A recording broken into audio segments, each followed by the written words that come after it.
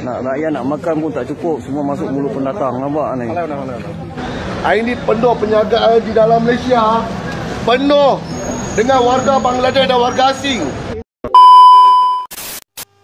Hai, assalamualaikum, balik lagi channel gua Putra. Oke, apa kabar kalian teman-teman semuanya? Semoga kalian semua selalu dalam keadaan sehat walafiat. Oke, sepeninggalan tenaga kerja Indonesia dari Malaysia, tentunya pemerintah Malaysia mengambil tindakan itu mendatangkan pekerja asing dari berbagai negara, salah satunya di Bangladesh. Tentunya kebijakan ini membuat perubahan drastis ya yang tadi di Malaysia.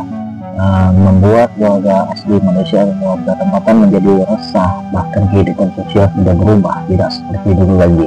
Nah, seperti apa videonya, kita langsung aja reaction di channel The Wanderer ya, dimana ada sebuah video yang berjudul "Wow, wajah baru Malaysia mengerikan setelah ditinggal TKI Indonesia." Tanpa berlama-lama, langsung aja check it out.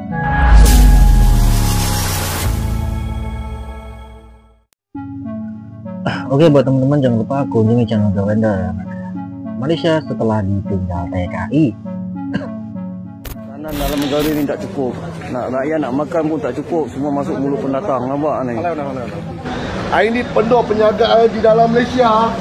Penuh dengan warga Bangladesh dan warga asing. Kau dengar cakap saya tu. Orang Malaysia depend orang Bangladesh.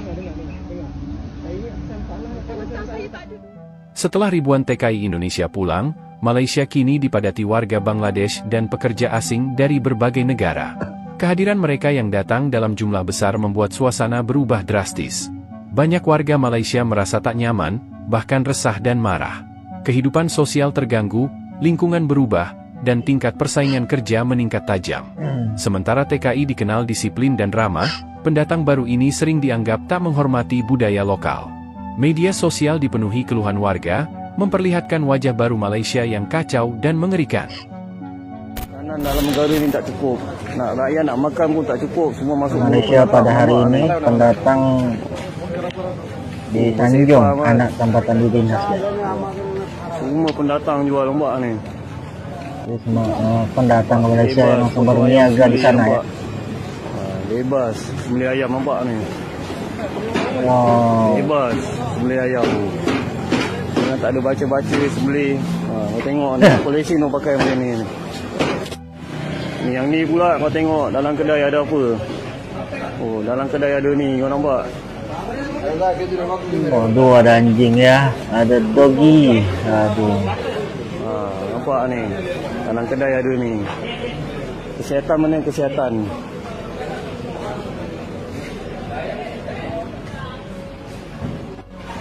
Nampak bebas, nampak.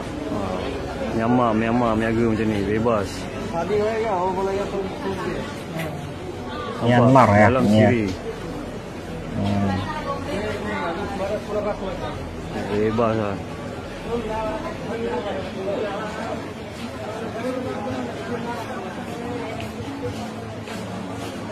Bebas niaga.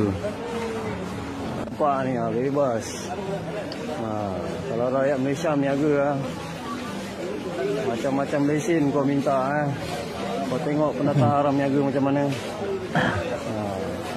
Tengok, bebas.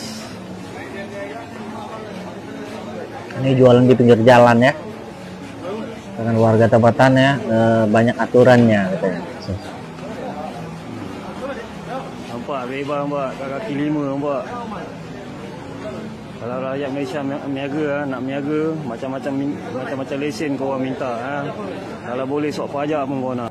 Menawar harga. Oh, ini di trotoar ya, di pinggir jalan. Ada yang jual buah. Waduh. Tu ada jual jeruk lagi. Pemerintah Malaysia seperti tutup mata ya. Bangla. Lihatnya seperti ini ya. Nampak? Duk jual jeruk. Ni duk jual apa ni, stocking lah, kopi lah. Tak tangkap pun di BKL. Abang jual apa? Abang jual belon. Ni. Tu. Jual dalam kotak lagi ya. Dia jual apa? Tengok. Bisnes. Macam ni boleh pula. Jual sirih. Tak payah Jual sirih guys. Nak jual sirih kat sini, tawar-menawar. Tengok boleh pula. Thank you sir. Ini pendatang ya, banyak pendatang Malaysia ya dari Bangar Jaya ini.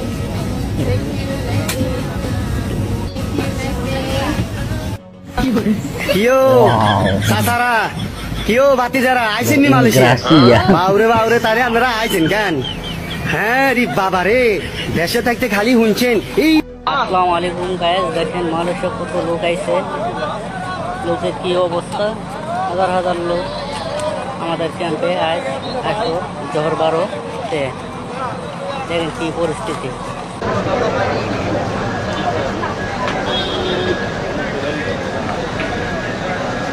Sudah dipadati dengan wajah-wajah asing yang tidak ada lagi tampak wajah Melayu ya, dari ya pasar ya.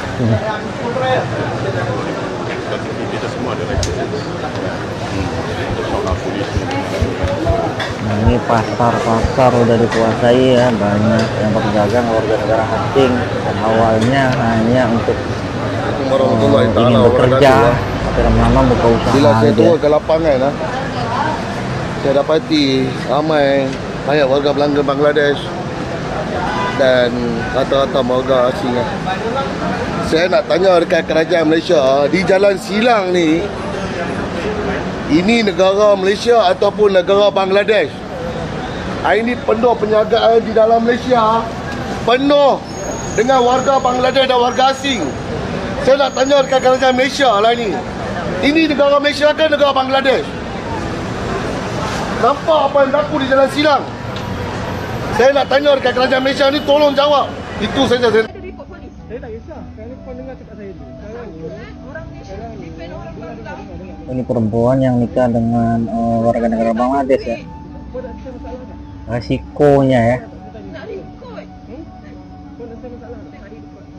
Assalamualaikum, Ila nak tanya pada yang Arif. Ila Jadi tak tahu macam mana sistem lawyernya orang Malaysia tapi lebih pro ke Bangladesh. Sampai bulan 6 tu Ila memang datang seorang. Dan Ila datang memang dalam keadaan tangan kosong dan hanya bawa IC sahaja. So masa dalam mahkamah barulah mahkamah bagi Ila surat. Jadinya alasan Salman tak datang dia sebab dia dalam Bangladesh. Tapi Ila memang bagi tahu sebelum dia pulang ke Bangladesh lagi Ila dah bagi tahu. Tapi Salman cakap dia akan balik ke Malaysia semula 29 hari bulan 5 tu lah, sebelum tarikh sebutan kami tu. Tapi last Salman dia sambung lagi tiket dia tak nak balik lagi Malaysia. So dia tak datang lah pada sebutan pertama. Jadinya hari ni sebutan kedua, bila dia datang dia bawa lawyer pula. So lawyer dia cakap depan hakim, pihak plaintiff tak bagi surat pun pada Salman. Jadinya dia nak tangguhkan lagi kes ni pada next month pula. Lagi sebulan lebih Ila kena tunggu.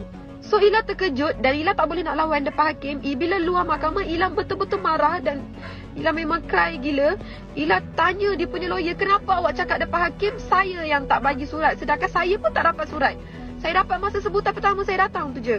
Dan dia kata mahkamah tak bagi surat pun pada Salman.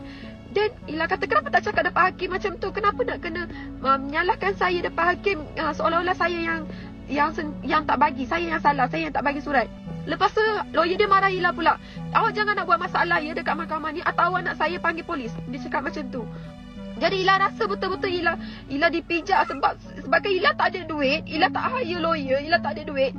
Dan dia dibayar oleh Salman, dia boleh buat sesuka hati walaupun Ila yang mangsa dalam kes ni.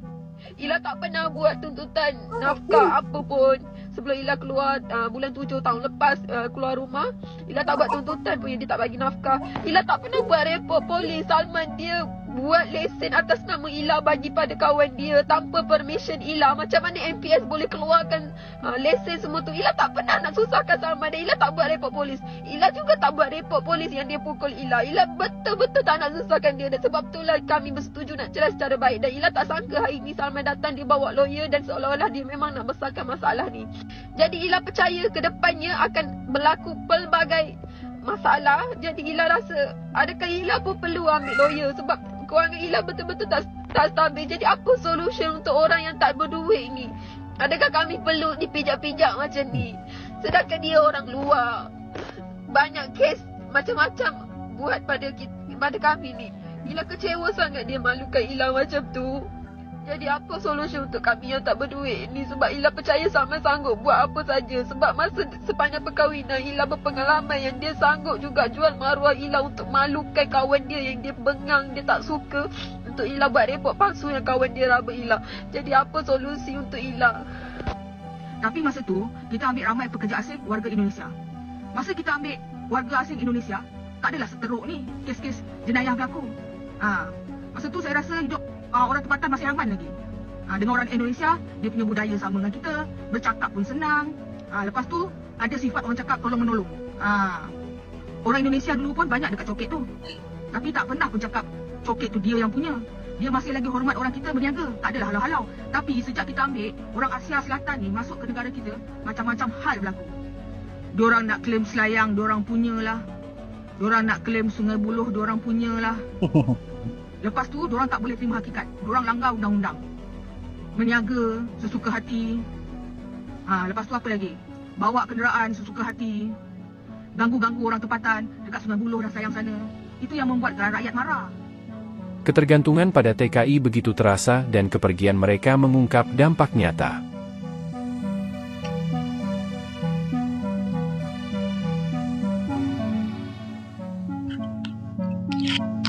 Oke teman-teman, itulah keresahan dari warga negara Malaysia dengan situasi sekarang ya, dimana negaranya banyak dipenuhi warga negara asing dari Asia Selatan ya, yaitu dari Bangladesh, Myanmar, bahkan banyak lainnya.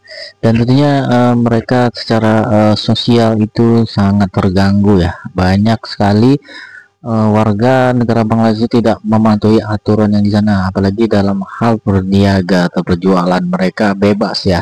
Sedangkan warga negara tempatan atau warga negara Malaysia itu dipersulit dengan banyak lisen atau aturan ya. Sedangkan warga negara asing ini seperti di anak kandung ya. Warga negara Malaysia dianaktirikan. Nah, disitulah mereka mulai resah dan protes kepada kerajaan di Malaysia atau pemerintah Malaysia, dan membandingkan dengan waktu masih dipenuhi dengan TKI ya, sangat jauh perubahannya. Oke, buat teman-teman semua, gimana menurut kalian tentang video kita reaksi tadi? Silahkan tinggalkan di kolom komentar. Wassalamualaikum warahmatullahi wabarakatuh.